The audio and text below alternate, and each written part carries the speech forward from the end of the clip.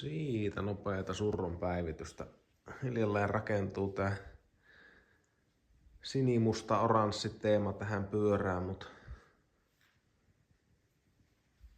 takarengas edelleen irti. Se oikeastaan on mulla täällä. Käytin sitä jo paikallaan, mutta siinä toi kettinkin niin hinkkas tähän renkaan reunaan. Eli sitä tarvitsee vielä vähän säätää. En nyt ensimmäisenä ajatellut lähteä sahailemaan näitä irti, vaan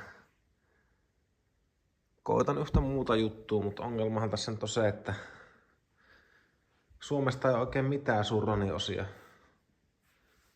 tahon löytyä, niin kaikkea pitää sitten odottaa viikkotolkulla, että tuolta maailmalta tulee, mutta pikkuhiljaa tässä on talviaikaa tehdä.